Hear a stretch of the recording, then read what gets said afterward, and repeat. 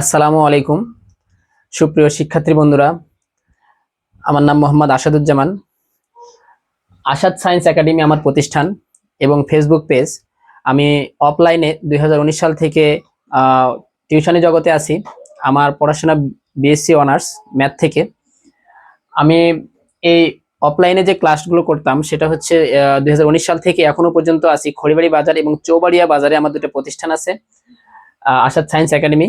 এবং আমি সিদ্ধান্ত নিয়েছি অফলাইনের পাশাপাশি অনলাইনেও ক্লাসগুলো নিয়ে স্টুডেন্টদের উপকার করার চেষ্টা করব। তো তোমাদের জন্য যে ক্লাসগুলো আসবে ইনশাল্লাহ, ষষ্ঠ থেকে দশম শ্রেণী পর্যন্ত সাধারণ গণিত, এবং অষ্টম শ্রেণীতে বিজ্ঞান, এবং নবম দশম শ্রেণীর পদার্থ রসায়ন, উচ্চতর গণিত এবং সাধারণ গণিত তো থাকবেই। তো এই অধ্যায়গুলোর ক্লাসগুলো করব ইনশাল্লাহ। আমার এই পেজে এই ক্লাসগুলো হচ্ছে আপলোড করা হবে। সবাই আমার পাশে থাকবেন এবং সাধারণ শিক্ষার্থীদের জন্য যদি উপকারে আসি তো কমেন্টের মাধ্যমে জানাবেন অবশ্যই। আরেকটা বিষয় সেটা হচ্ছে যে আমি যে বিষয়টা এখানে লিখে রেখেছি সেটা হচ্ছে অষ্টম শ্রেণী, নবম শ্রেণী এবং দশম শ্রেণী তিনটা শ্রেণীতেই কিন্তু সেট আছে। অষ্টম শ্রেণীতে শুধুমাত্র সেট, আর নবম দশম শ্রেণীতে সেট ও ফাংশন। আমরা জানি ইন্টারমিডিয়েটে সেট থাকে এবং অনার্সেও সেট থাকে। তো সেটের যদি আমরা বেসিকটা যদি না জানি তাহলে কিন্তু আমাদের জন্য বড় প্রবলেম। তো আমরা যে অধ্যায়টা করব সেই অধ্যায়টা বেসিকটা আমাদের জানতে হবে। বেসিকটা যখন আমরা জানবো তখন কিন্তু আমরা কিন্তু সেই অধ্যায়টা ভালো করে বুঝতে পারবো। যেমন আমরা ইংলিশ পড়তে গেলে ইংলিশে যদি আমরা ওয়ার্ডগুলো জানি, যে ওয়ার্ডগুলো দিয়ে যে ইংরেজি থেকে বাংলা করতে পারা, এই যদি আমরা বাংলা করতে যদি না পারি, শুধু ইংলিশটা পড়ে গেলাম বাংলা করতে পারলাম না, তাহলে কিন্তু আমি ইংলিশটা বুঝলাম না। তেমন এই সাধারণ এই সেটের অধ্যায়তে যদি আমরা সেটটাকে পড়ে যাই, সেটের যদি বাংলা করতে না পারি তাহলে আমি সেটটাকে বুঝতে পারবো না যে আমি কিভাবে সমাধান করব। আমরা সকলে প্রশ্নটাকে বুঝতে পারি না। আমাদের শিক্ষার্থীদের যে বড় প্রবলেমটা হয় সেটা হচ্ছে আমরা প্রশ্নটাকে বুঝতে পারি না। আর প্রশ্নটাকে না বুঝতে পারার কারণে কিন্তু আমাদের কিন্তু হচ্ছে প্রশ্নগুলো আমরা সলভ করতে পারি না।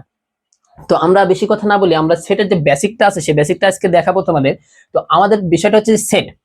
প্রথম বিষয়টা হচ্ছে অষ্টম শ্রেণী, নবম শ্রেণী এবং দশম শ্রেণী তিনটা শ্রেণীতে সেট আছে। তো সেটে আসলে আমরা দেখবো এই ধরনের একটা চিহ্ন আছে, ইউ এর মতো একটা চিহ্ন।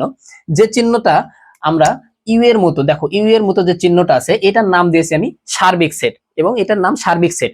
তো এই সার্বিক সেটের কাজটা কি? সার্বিক সেটটা হচ্ছে শুধুমাত্র উপাদানগুলোকে প্রকাশ করবে। এই সার্বিক সেটে একাধিক উপাদান থাকবে। সেই উপাদান যখন প্রকাশ করবে, যখন একটা মান প্রকাশ করবে, তখন সেটাকে আমরা বলবো হচ্ছে সার্বিক সেট। এরপরে ওই একই জিনিস নিচে আবার লিখছি আমি, তো ওই জিনিসটার নাম আবার হয়ে যাচ্ছে ইউনিয়ন। ইউনিয়ন, আচ্ছা ইউনিয়নের মানেটা কি? ইউনিয়নটা হচ্ছে কোথায় থাকে? ইংরেজিতে এ থেকে জেড পর্যন্ত যে অক্ষরগুলো আছে, যে অক্ষরগুলো আছে, এই অক্ষরগুলোর মাঝামাঝিতে এই ইউনিয়নগুলো কিন্তু থাকে। যখন এই অক্ষরের মাঝে, এই ওয়ার্ডের মাঝে যখন একটা এ বি সি ডি এই ধরনের যখন অক্ষর থাকবে, এই অক্ষরের মাঝে যে হচ্ছে এই চিহ্নটা যখন আসবে তখন আমরা বুঝে নেবো সেটার নাম হচ্ছে ইউনিয়ন। আর ইউনিয়ন মানে হচ্ছে, আমি যদি আর বাংলাটা বুঝি তাহলে হচ্ছে আমি লিখবো হচ্ছে মিল অমিল সব। তার মানে হচ্ছে ইউনিয়নের মানে হচ্ছে মিল অমিল সব। যে উপাদানগুলো থাকবে সেই উপাদানগুলো মিল অমিল সবগুলোকে নিয়েই একটা একত্রে করব। কিন্তু একটা সংখ্যা দুইবার লেখা যাবে না। যেমন দুই দুই দুইবার আছে, তাহলে আমি দুই দুইবার লিখতে পারবো না। দুই আমি শুধুমাত্র একবার নিতে পারবো। তার মানে সবগুলো উপাদানকে আমি একবার করে লিখতে পারবো, সেটা হচ্ছে শুধু মিল অমিল সব। এবার এই ধরনের যে একটা চিহ্ন আছে ইন্টারসেকশন, ইন্টারসেকশন চিহ্নটার হচ্ছে বাংলাটা হচ্ছে শুধু মিল। শুধু মিল, এটার বাংলাটা হচ্ছে শুধু মিল। আমরা যদি হচ্ছে বাংলাটা জানি তাহলে কিন্তু আমরা কিন্তু অটোমেটিক্যালি 50% পড়া কিন্তু কমপ্লিট করে ফেলবো। তাহলে ইন্টারসেকশন অর্থটা হচ্ছে শুধু মিল। শুধু মিল মানে হচ্ছে কি, যে উপাদান দুটি থাকবে অথবা একাধিক যে উপাদানগুলো থাকবে এই উপাদানগুলোর মধ্যে শুধু মিল যেটা থাকবে সেটাই তার অ্যান্সার। আচ্ছা, এরপরে এই ধরনের যে চিহ্নটা, এই চিহ্নটার নাম হচ্ছে বিলংস টু। এটার নাম হচ্ছে বিলংস টু, কিন্তু আমি শুধুমাত্র লিখছি বিলংস। বিলংস লিখছি এই জন্য যে স্টুডেন্টদের বোঝার ক্ষেত্রে শুধুমাত্র সংক্ষিপ্ত করে বিলংস। বিলংস মানে হচ্ছে আছে। বিলংস মানে হচ্ছে আছে। তার মানে এটা আমরা বুঝলাম যে বিলংস। তাহলে বিলংস এর বাংলাটা কি? আছে। আচ্ছা, এরপরে আমরা দেখলাম হচ্ছে এই ধরনের যে দশমিক মতো, এই ধরনের যে বিশের ঘরের মধ্যে যে চিহ্নটা, এই চিহ্নটার নাম হচ্ছে সাজ দ্যাট। এটার নাম হচ্ছে আমি সাজ দ্যাট জানি আমরা। এই সাজ দ্যাট মানে, এর সাজ দ্যাটের বাংলাটা হচ্ছে যেন। সাজ দ্যাট এর বাংলাটা হচ্ছে যেন। আচ্ছা, এরপরে যে চিহ্নগুলো আছে সেগুলো আমরা অটোমেটিক্যালি সবসময় সবাই জানি, সেটা হচ্ছে লেস দেন। লেস দেন, তারপরে আছে লেস দেন অর ইকুয়াল, তারপরে হচ্ছে গ্রেটার দেন, আবার হচ্ছে গ্রেটার দেন অর ইকুয়াল, তার মানে হচ্ছে এই যে চিহ্নগুলো আছে যে লেস দেন অথবা গ্রেটার দেন, এই চিহ্নগুলোর মাঝখানে মানে পেটে যেটা থাকে সেটা হচ্ছে বড়, আর বাইরে যেটা থাকে সেটা হচ্ছে ছোট। আবার যত অটোমেটিক্যালি এটাও হয়ে যাচ্ছে বড় আর এটা হয়ে যাচ্ছে তখন ছোট। তার মানে হচ্ছে পেটে যেটা থাকতেছে সেটা হচ্ছে বড়, আর বাইরে যেটা থাকতেছে মানে বাইরে যেটা থাকতেছে সেটা হচ্ছে ছোট। আর যখন আমরা অর ইকুয়াল কথাটা লিখবো তখন ছোট অথবা সমান, বড় অথবা সমান, এই জিনিসগুলো আমরা পর্যায়ক্রমে ক্লাসে বুঝিয়ে দেবো, আপাতত আমরা লিখে রাখি। তারপরে এর উপরে এ ধরনের একটা চিহ্ন আছে, আবার এর উপরে এ ধরনের একটা সি এর মতো দেওয়া আছে, তার মানে এগুলোকে আমরা বলি পূরক। এখন এখানে এ না থেকে পি থাকতে পারে, যে জেড থাকতে পারে, এ থেকে জেড পর্যন্ত যতগুলো অক্ষর আছে সবগুলো অক্ষরের উপরে যদি এ ধরনের চিহ্ন দেখো তাহলে বুঝতে হবে সেটা হচ্ছে পূরক সেট। আচ্ছা, এরপরে যেটা লিখছি সেটা হচ্ছে উপসেট। আমাদের অনেক জায়গায় লেখা থাকে উপসেট, উপসেটের বাংলাটা আমি বুঝি না। উপসেট মানে হচ্ছে সাজানো, উপসেট মানে হচ্ছে সাজানো। আমি যদি বাংলায় লিখি তো বোঝার জন্য হচ্ছে সাজানো, উপসেট মানে হচ্ছে সাজানো। আমি সাজানো বুঝলাম খুবই সহজ ভাবে, যখন আমরা সাজাবো তখন বুঝবো বিষয়টা কি বোঝাচ্ছে। আচ্ছা, এরপর আছে গুণনীয়ক। গুণনীয়ক মানেটা হচ্ছে গুণনীয়ক মানে হচ্ছে ভাঙা, গুণনীয়ক মানে হচ্ছে ভাঙা। আমি শুধুমাত্র ভাঙাটা বুঝবো, গুণনীয়ক মানে হচ্ছে ভাঙা বুঝবো, তাহলে কিন্তু আমাদের জন্য ক্লিয়ার হয়ে যাবে। গুণনীয়ক মানে ভাঙা, আমি জাস্ট এটা বুঝে রাখি, যখন ক্লাস করবো তখন তোমরা বুঝবে যে ভাঙাটার মানেটা কি বোঝাচ্ছে। আচ্ছা, গণিতক। গণিতক মানে আমি যদি সহজ ভাবে বলি যে নামতা। গুণিতক মানে আমি বললাম নামতা। যখন আমি বলতেছি গুণিতক মানে নামতা, তোমরা জাস্ট খালি মনে রাখবা যে গুণিতক মানে নামতা।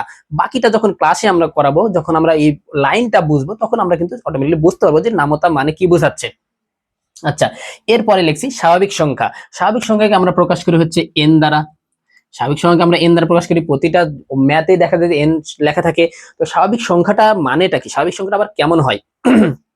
স্বাভাবিক সংখ্যাটা হচ্ছে ওয়ান থেকে, ওয়ান থেকে সকল ধনাত্মক পূর্ণ সংখ্যা, সেটা হতে হবে ধনাত্মক এবং হতে হবে পূর্ণ সংখ্যা, দশমিক হওয়া যাবে না, ভগ্নাংশ হওয়া যাবে না। তার মানে হচ্ছে ওয়ান থেকে সকল ধনাত্মক পূর্ণ সংখ্যা কি স্বাভাবিক সংখ্যা। এখন যদি তুমি বলো যে জিরো থেকে, না, জিরো নেওয়া যাবে না, কারণ আমরা ওয়ান থেকে বলেছি, সত্যটাই বলেছি, ওয়ান থেকে সকল ধনাত্মক পূর্ণ সংখ্যা হচ্ছে স্বাভাবিক সংখ্যা। তার মানে আমি লিখতে পারি হচ্ছে 1 2 3 ডট ডট ডট ইনফিনিটি পর্যন্ত, অসীম পর্যন্ত, কিন্তু এটা হচ্ছে স্বাভাবিক সংখ্যা। আচ্ছা, এরপরে লিখছি আমি পূর্ণ সংখ্যা। পূর্ণ সংখ্যাটা আসলে কি জিনিস? পূর্ণ সংখ্যা আমরা কিন্তু জেড দ্বারা প্রকাশ করি, পূর্ণ সংখ্যা জেড দ্বারা প্রকাশ করি। আচ্ছা, পূর্ণ সংখ্যা আসলে কিরকম হয়, কিভাবে বুঝবো আমরা? পূর্ণ সংখ্যাটা হচ্ছে ধনাত্মকও হবে, ঋণাত্মকও হবে। যে সংখ্যাটা ধনাত্মক ঋণাত্মক শূন্য সহ, আমরা বলবো শূন্য সহ সকল ধনাত্মক ও ঋণাত্মক সংখ্যাই হচ্ছে পূর্ণ সংখ্যা। যেমন আমি যদি এটা লিখি তাহলে আমরা লিখতেছি হচ্ছে, আমরা লিখতেছি হচ্ছে 0 0, তারপরে +-1 +-2 +-3। তার মানে শূন্যটা থাকবে এবং ধনাত্মকও যাবে, ঋণাত্মকও যাবে। যে ধনাত্মক ঋণাত্মক এই সংখ্যাগুলো যখন তুমি পাবা তখন বুঝে নেবে সেটা হচ্ছে পূর্ণ সংখ্যা। কিন্তু ধনাত্মক ঋণাত্মক যদি সেটা যদি দশমিক, ভগ্নাংশ এটা আসে তাহলে কিন্তু সেটা পূর্ণ সংখ্যা হবে না। পূর্ণ সংখ্যাটা হচ্ছে শূন্য সহ সকল ধনাত্মক ও ঋণাত্মক সংখ্যাই হচ্ছে পূর্ণ সংখ্যা। আচ্ছা, এরপরে আমরা চলে আসি বাস্তব সংখ্যা। আসলে বাস্তব সংখ্যাটা আমরা যদি বুঝি তাহলে অটোমেটিক্যালি আমরা আগে বাস্তব সংখ্যা জানালি, বাস্তব সংখ্যা কাকে প্রকাশ করে? বাস্তব সংখ্যা হচ্ছে আর দ্বারা প্রকাশ করা হয়। আর বাস্তব সংখ্যা মানেটা হচ্ছে পৃথিবীতে যত সংখ্যা আছে, দশমিক, ভগ্নাংশ, পূর্ণ যা আছে সবগুলো কি বাস্তব সংখ্যা। মানে হচ্ছে সকল মূলদ ও অমূলদ সংখ্যা হচ্ছে বাস্তব সংখ্যা। আচ্ছা, তাহলে আমরা এই বাস্তব সংখ্যাটাও ক্লিয়ার হয়ে গেলাম। এরপরে সেটাতে আমরা যে চিহ্নগুলো পাবো সেটা হচ্ছে বাদ, এই ধরনেরও থাকে, এইভাবেও থাকে, বিয়োগের মতো থাকে, যেটা হচ্ছে বাদ। বাদ মানে যেটা সেটা হচ্ছে বাদ দাও। আমি এটা বাদ লিখছি, তোমরা বাদ জানো। আসলে এটা যখন ক্লাসে বোঝাবো তখন এই বাদটা তোমরা মনে রাখবা, তাহলে আমি সেটা বুঝিয়ে দেবো। আচ্ছা, এরপরে লিখছি গুণের মতো যে চিহ্নটা সেটার নাম হচ্ছে ক্রস। তো আমি শিক্ষার্থী বন্ধুরা এই জিনিসগুলো কিন্তু আমি ছোট করে একটু বোঝানোর চেষ্টা করলাম, জাস্ট ক্লাসে একটু ধারণা দিলাম।